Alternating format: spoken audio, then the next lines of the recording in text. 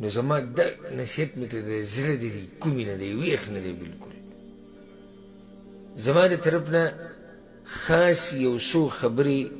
هغه وروڼو او خویندو ته چې هغوی به اعتکاف کوي هغوی ته زما د زړه د کومې نه یو څو نصیحتونه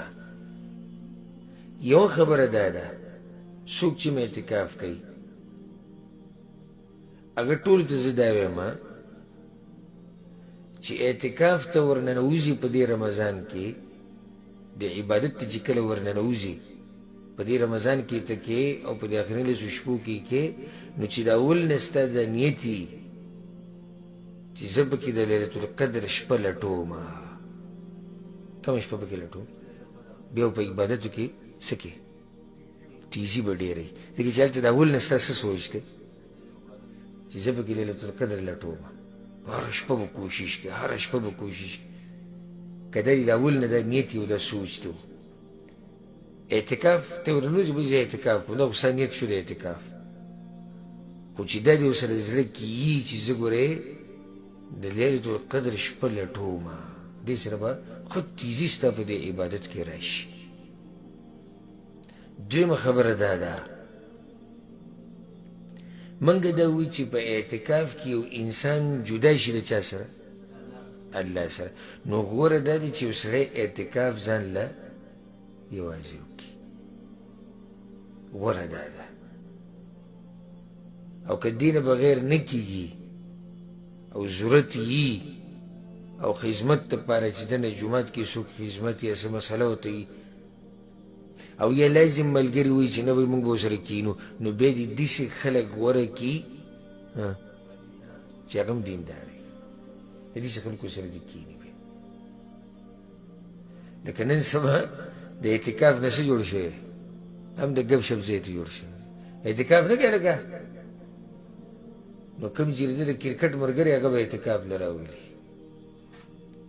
هغه به پسې بیا د سکول هغه ملګري راولي او هغه بیا د مدرسې هغه راولي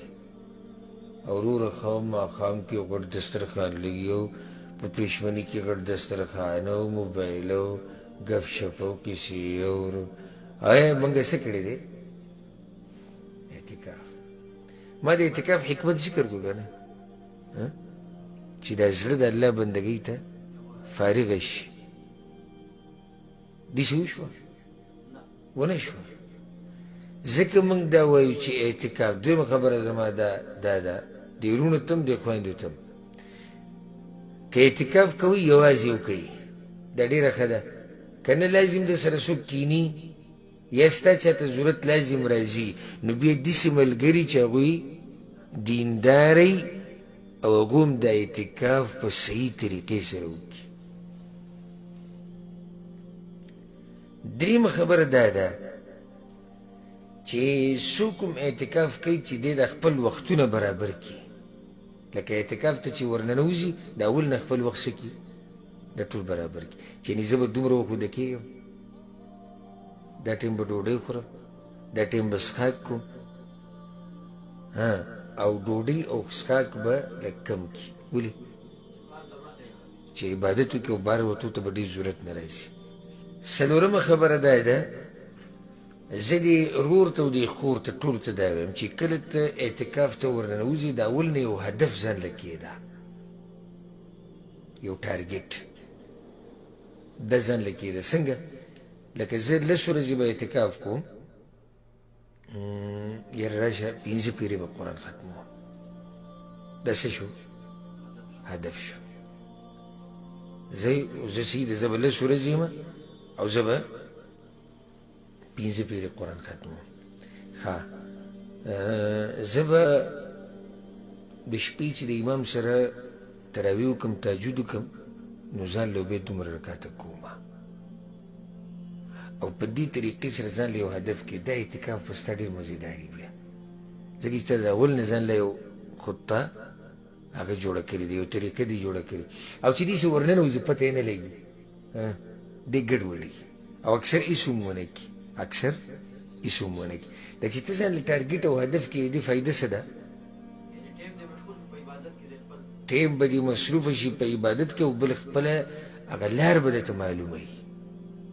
پنځمه خبره چې ای مسلمانه که الله تعالی توفیق درکړي د دې عبادت نو پوه شه چې الله دله د داسې عبادت توفیق درکړو چې په هغې کې د ګناه څه مجال نشته نو ته پکې چېرته ونه کړې نور مثالونه نو داسې نه چې ته ای روره یا ای خور ته پکې په زور ګناهونه را دننه کړې څنګه ګناه په څه طریقه موبایل ورسره شته اوس دا په جومات کې دی موبایل کولاو کړي او پکې د زنانو تصویرانې ګوره داسې صفا سوتره عبادت توفیق ول الله ورکړو داسې ښکلې عبادت توفیق چې په هغې کې دی په جومات کې او جومات صفا سوتره ځای دی د ګناهونو نه هغه پاک ځای دی خو ده پکې دننه شروع وکړه چېرته ځان ګورې دومره بدبخته نه کړي ګورې پنځه شپږمه دا ده چې د الله څومره شکر ادا کړي کمه ده د الله چې څومره شکر ادا کړي نو دا خبره کمه ده وړه ده چې الله تعالی توفیق درکو په دې دومره مسلمانانو کې ته یې غوره کړي د دې دپاره چې ته د هغه په کور کې کښېني په هغه ځای کې کښېني چې هغه په ځمکو کې الله ته خوښه ځمکه ده نو د الله شکر بیا ډېر ادا کوه اومه خبره دا ده چې دومره دا خبره محسوسه کړه چې ته په دومره غټ عبادت کې په دومره عظیم عبادت کې چې ته څنګه ورننوتی د اعتکاف ته نو ستا هر څه عبادت دی ستا هر څه ستا خوراک دا هم عبادت دی ستا څښاک دا هم عبادت دی ستا ناسته دا هم عبادت دی ستا ولاړه دا هم عبادت دی ستا خوب دا هم عبادت دی په جومات کې چې ته ګرځې دا هم عبادت دی نو سبحان الله څومره لوی عبادت کې تلېږي چې هر څه پکې څه شمارېږي هر څه پکې عبادت شمارېږي چې دا خبره ګورې تا ته محسوسېږي ګورې د دې سره به د توجه د عبادت طرف ته ښه راګرځي ای مسلمانه ای مسلمانې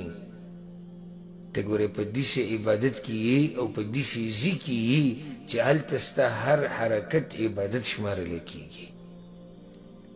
که نیت دې برابر او طریقه دې برابر وه اتمه خبره دا ده چې ای مسلمانه ای مسلمانې تعالی الله توفیق درکو د اعتکاف او کېناستې د الله په کور کې نو د الله نعمت را یاد که د الله دا نعمت را یاد که چې ته نن ناستې په جومات کې یا ته ناستې په جومات کې لس ورځې تېرې یا کم او زیات تېرې بدن دې روغ دی صحت دې روغ دی او ښه ښکلی ناستې هلته په جومات کې عبادت کې ډېر خلک په هسپتالونو کې پراته دي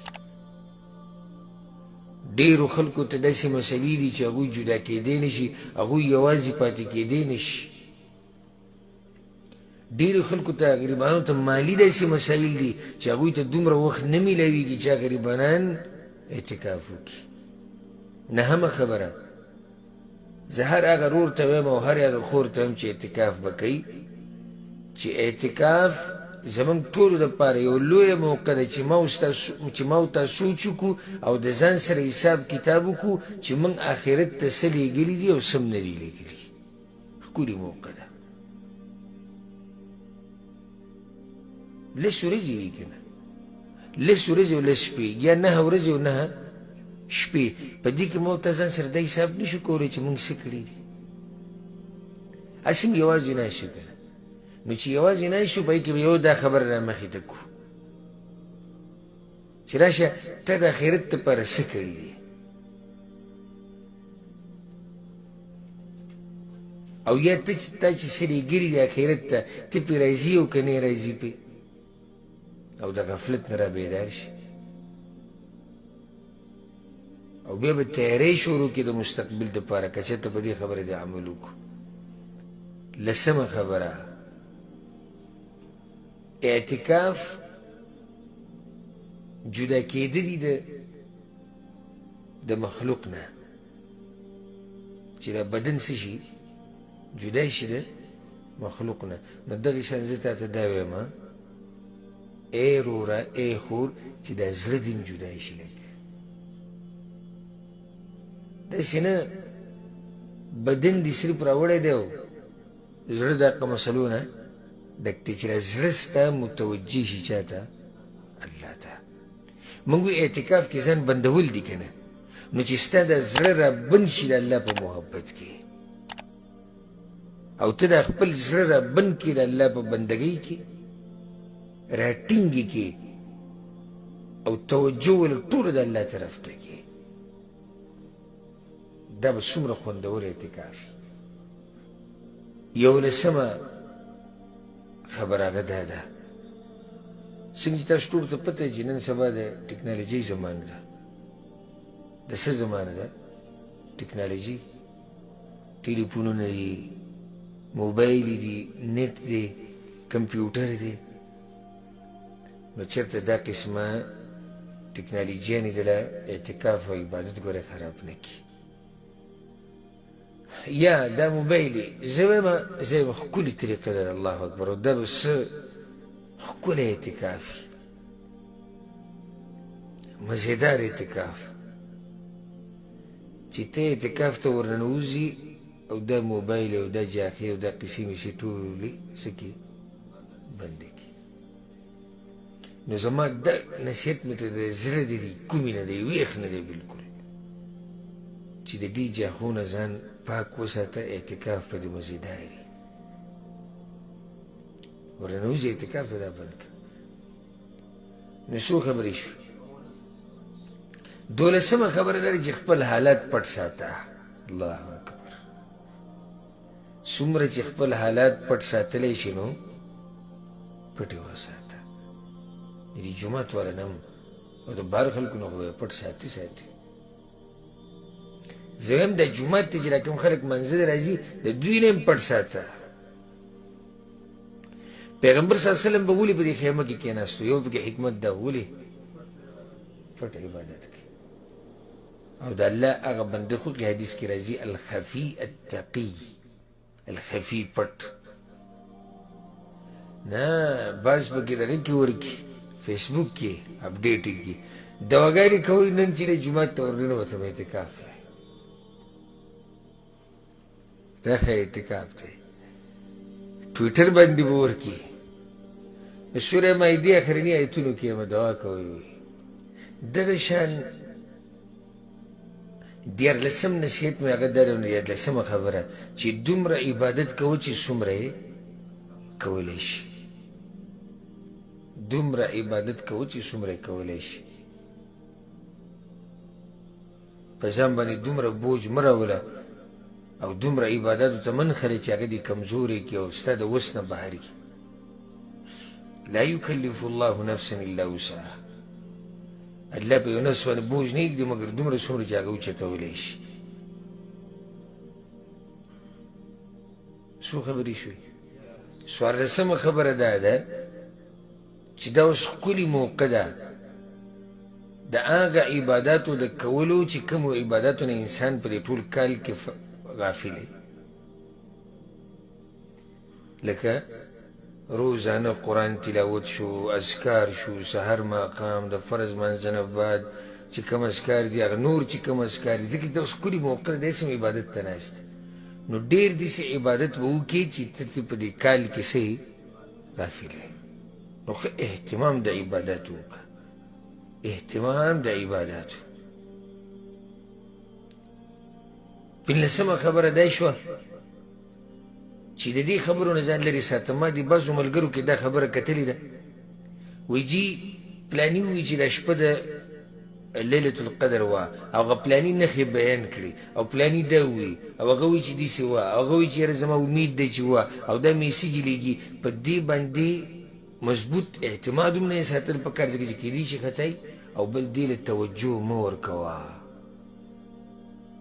دې له چې توجه ورکړي څه نقصان دی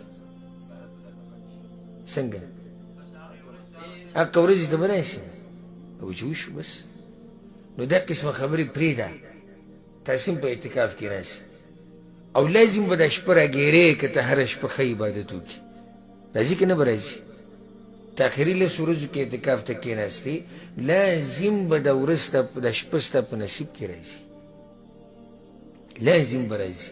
دې قسمه خبرو سره څه وشي چې بیا هغه محنت او کوشش کم شي اخرنۍ خبره هغه ده شپاړسمه چې داسې نه چې د اعتکاف د لاسه تا نه نور واجبات پاتې شي نو که نور کارونه د باندې واجب وي او دې د لاسه پاتې کېږي نو بیا هغه اول دي